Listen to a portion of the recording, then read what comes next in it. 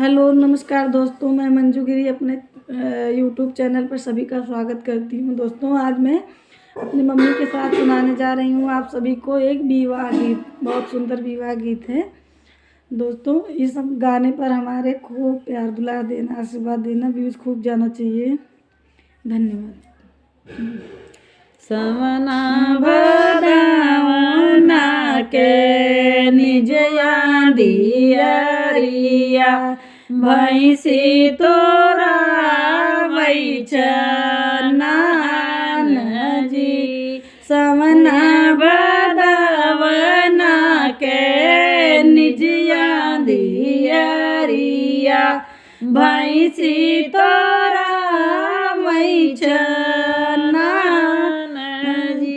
सोवत स्वामी मई कैसे जगावूं निदिया कारत जाई जी।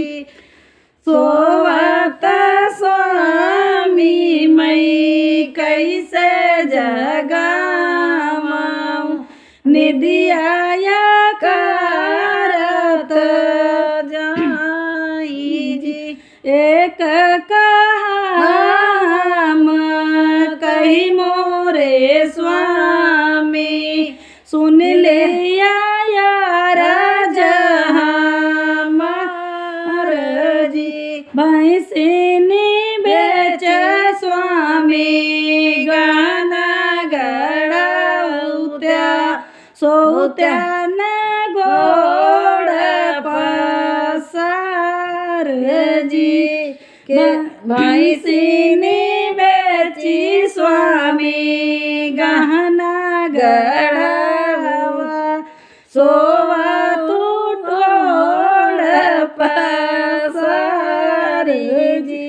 के तोहरे छोड़ी आई के तोरे बनी है के रे खरी कवा के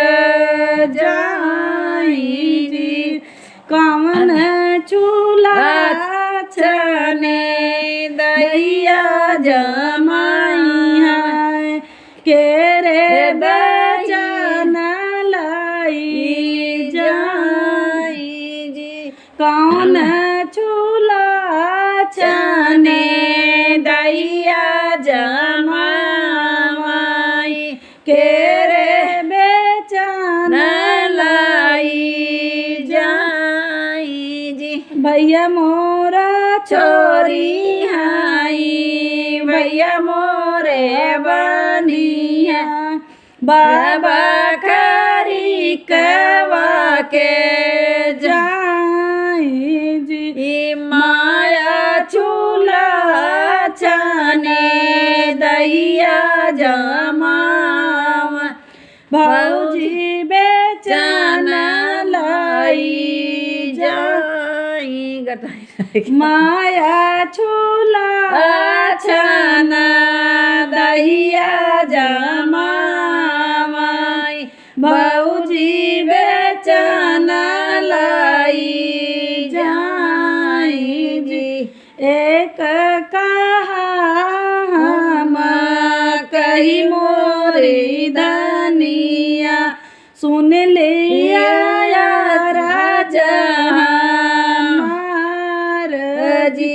तो के न बेची दाना भैंसी लिया भाई तो के नी बेची दाना भैंसी खरीद भाई पसरा चरवई सारी रात जी।